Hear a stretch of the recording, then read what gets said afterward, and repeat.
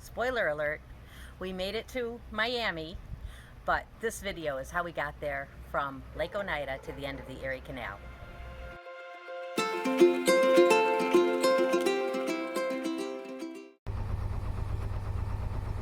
This is perhaps one of the most lovely lock approaches we've seen on the canal, lined by these evergreens.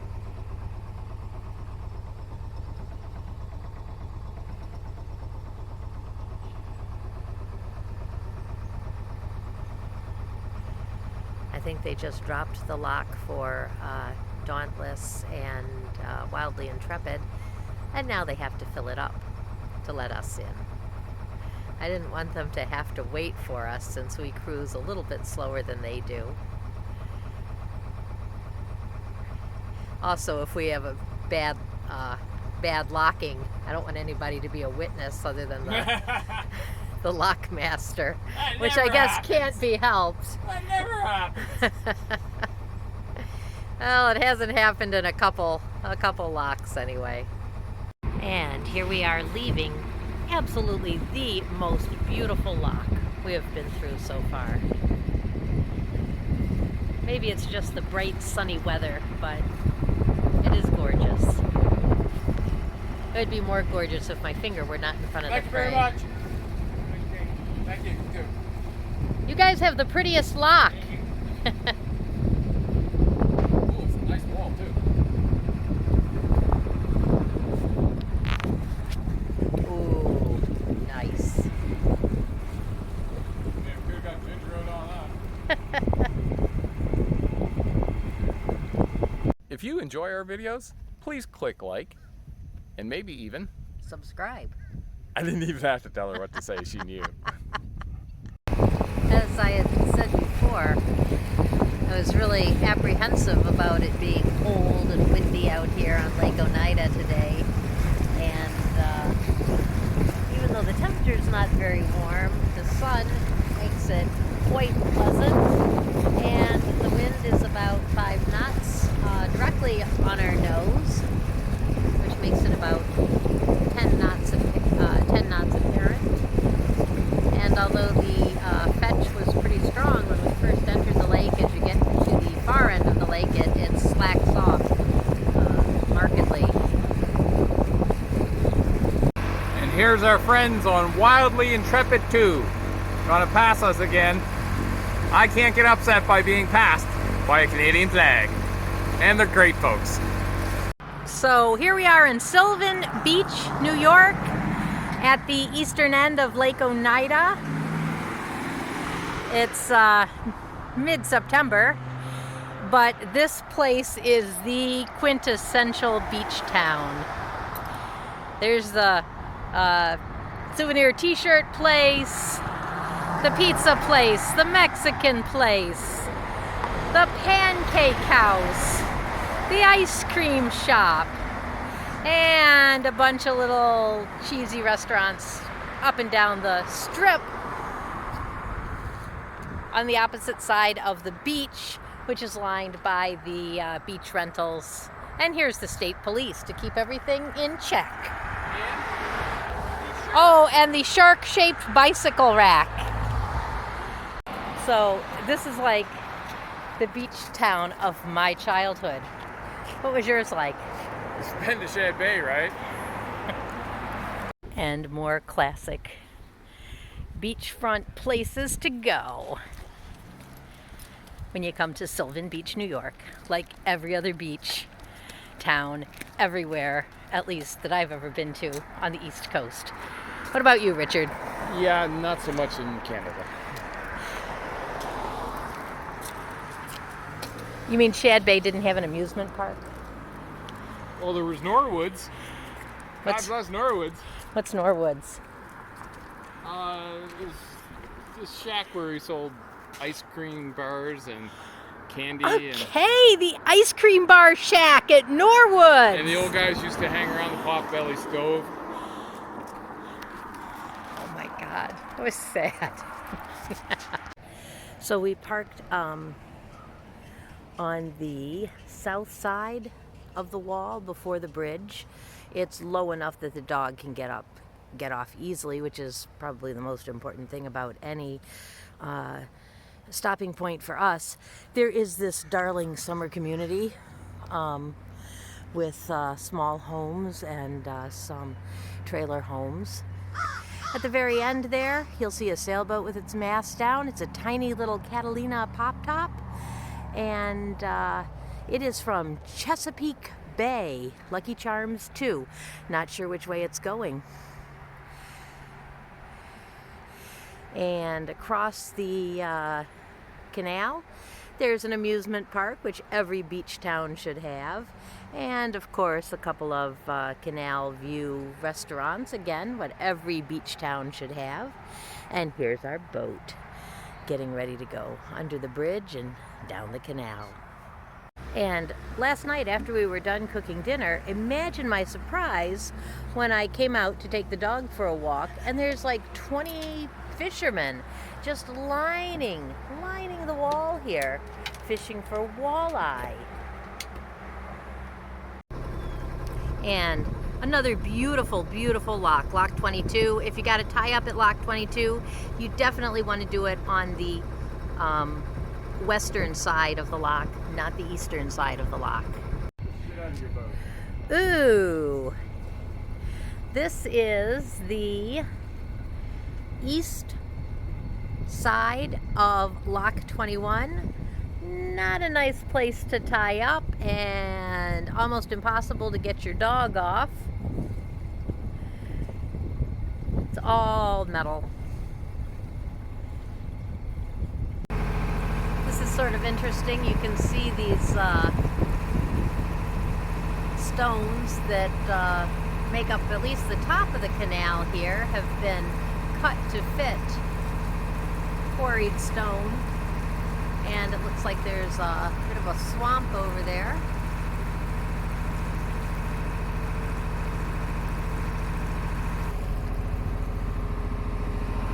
And over here you can clearly see where the towpath was. I think there's a paved trail there. We talked to Towboat US captain yesterday, and he did say he had pulled some sailboats off some shoals in this part of the canal. So we're going to pay special attention to staying in the middle of the channel. This was not the best marked part of the canal. Warning sign, not to go to the left of the sign. Obviously it's pretty shallow over there. And this thing, which doesn't seem to show up on the chart at all,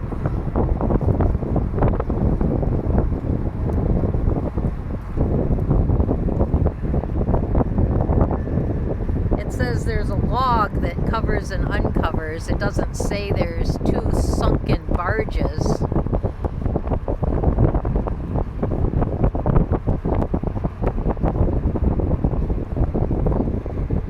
Says there's a day marker, but I don't see a day marker over here either. But Okay, part of the problem is I think Navionics is about 5 minutes or 3 minutes behind where we are. that still doesn't matter because I looked ahead. It is here on the chart now. What does it say? It's just a big blob like an island. I saw the big blob like an island, but it was submerged.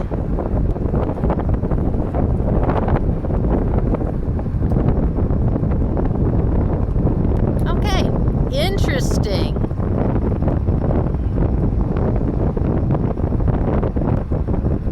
Those things that those barges are tied up to are called dolphins.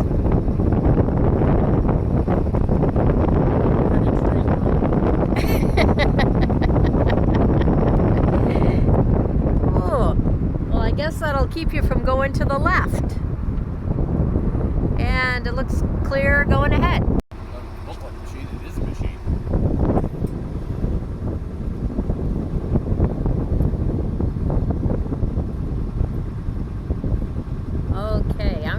say, this is just pretty fascinating.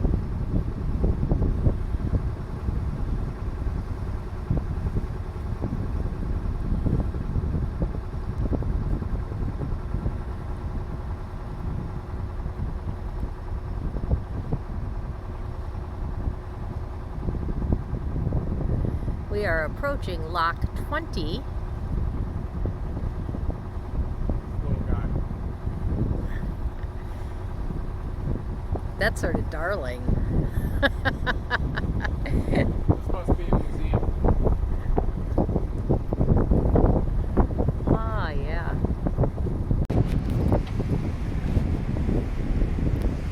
And here's some tourists watching us go through the lock.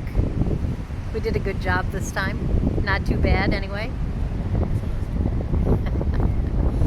Ooh, we got quite a bit of headwind. Holy cow. And both sides of this lock have concrete walls with widely placed bollards. You're probably, if you're going to tie up here, you probably want to do it on the east side of the lock, because on the west side of the lock they keep all of their canal maintenance equipment for this section of the canal. And the wall is just about the same, both sides. And say goodbye to Lock 20.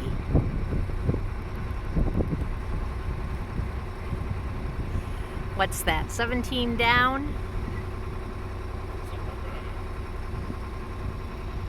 So, here we are in the town of Ilion, and there is an auto parts store and an Aldi's within about 500 yards of the marina. So, we could get groceries and we can drop off our old oil and buy new oil and diesel fuel additive. Cool. They also have the Remington Firearms Museum, which would be really cool to see. But we can't see it today because it is already 3:30, 4 o'clock. So when you over drill the holes in your core deck, this is what it looks like when the core is dry, and it feels dry. And this is what it looks like when it's wet and rotten. And it even feels wet.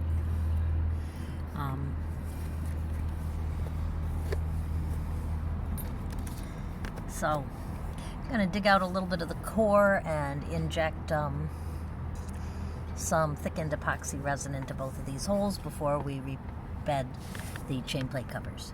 Ooh. So in an attempt to stop leaking, somebody squirted a bunch of silicone into the hole here, and I've been trying to pull out this enormous silicone booger. This is only half of it. There we go. Anyway, that did not stop water intrusion in the long run. I think this is the first time I've ever seen highway markers used as navigation markers on the water. See these highway signs indicating to go that way, which is a good thing because you don't want to go over that dam. Go through the floodgates on the one side that's open, not the steel wall. The topography is definitely getting a little hillier. You can see those ridges in the foreground.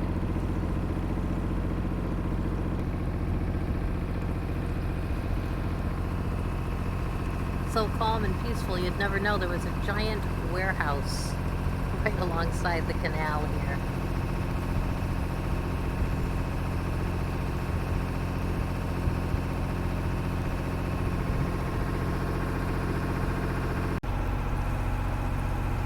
And here is Little Falls,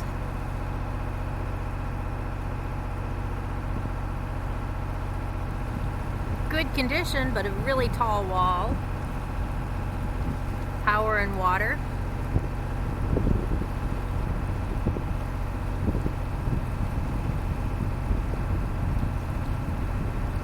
And here's our pals, Wildly Intrepid and Dauntless, playing hopscotch yet again.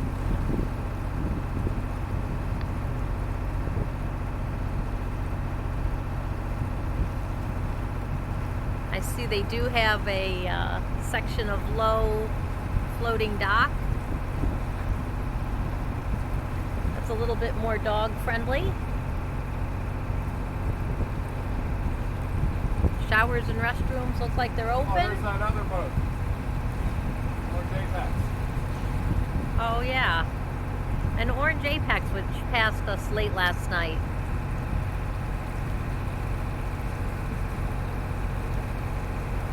Someone in Dauntless waved back. And on the chart, this is marked as a terminal wall. I don't think anyone wants to tie up there.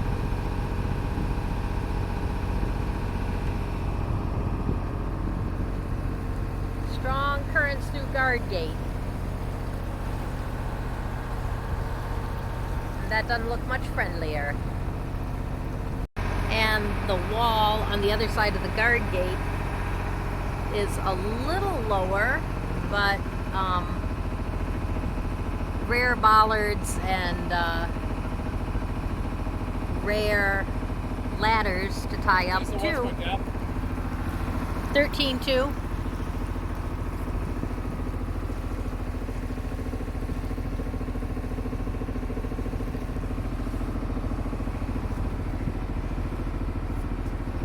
You got some junk on the inside of this. Junk on the inside of this turn. Junk on the inside turn. Oh yeah, okay, I see that. Nice.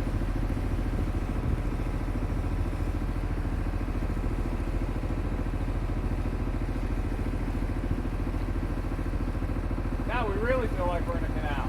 Yeah.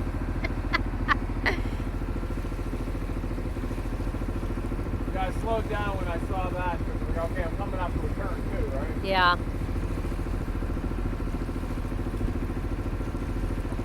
I would, oh.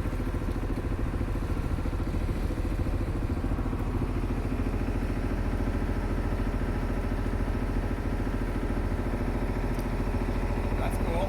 Yeah. I wouldn't get on that patio.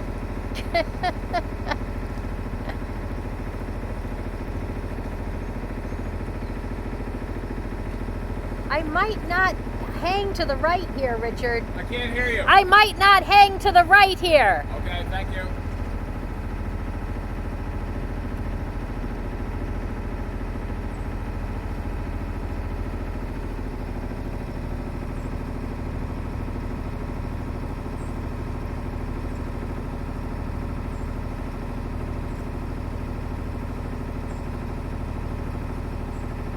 Although it looks so pretty. It is beautiful. I just want to go up and touch those rocks. I just, I mean, it's obviously adequate depth. It's just, it was on that inside turn and I was worried about junk collecting, you know?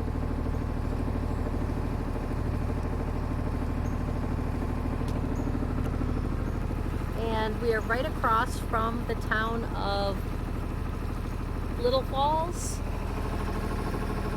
It's not a very good view of it right here. It seemed quite lovely from a little bit further up.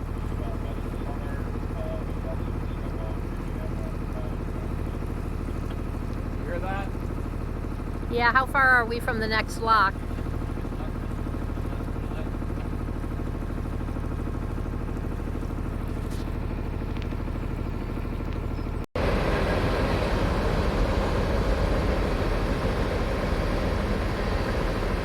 Railroads were the death of the commercial success of the Erie Canal. They could move more goods more cheaply, farther west, faster. The that a donkey could pull a barge.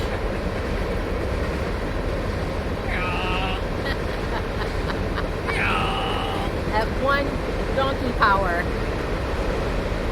Although it usually looks like they have 3 donkeys harnessed together, so I guess that's 3 donkey power.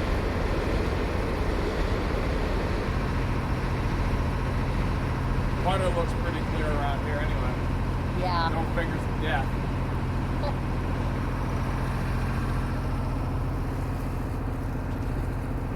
So this is a beautiful wall. Bollards, not too high.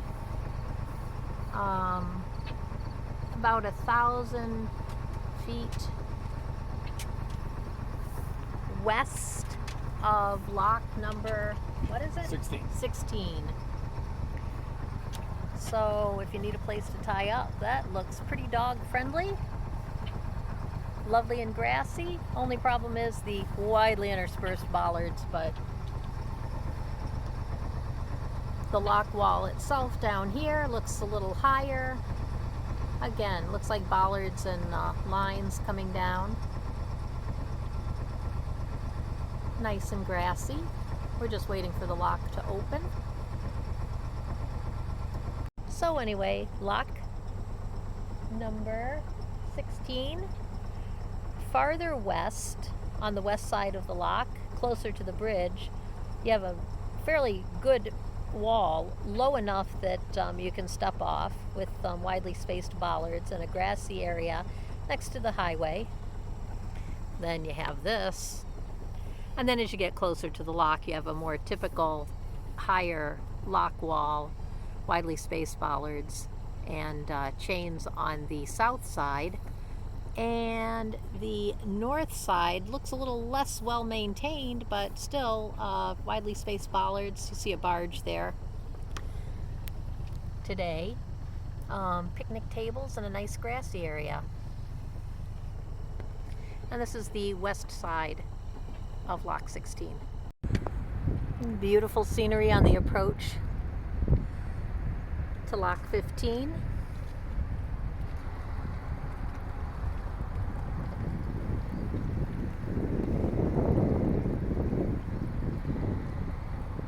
They do have some bollards, but I don't know if I would tie up here.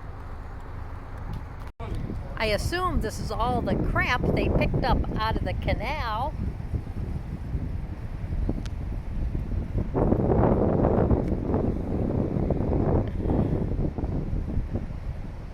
Pretty impressive load of firewood.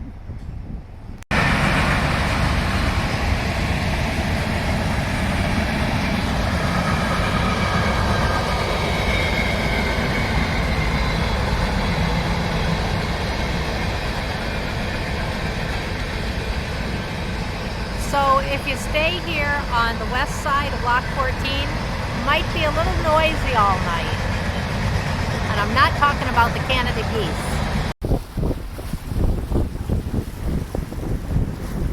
There's a cornfield, long, narrow cornfield right along the canal in this narrow valley.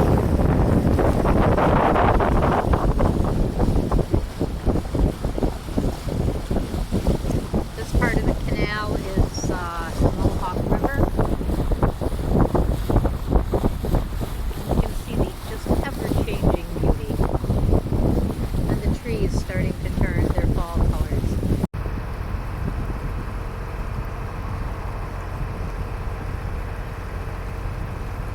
Kind of looks like a postcard.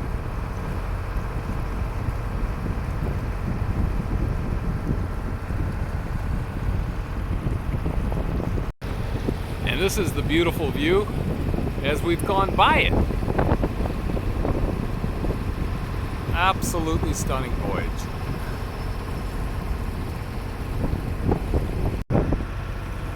I just turned around in time to see this. Looks like home. Rock cliffs. You sort of forget how beautiful they are when you're not around all the time.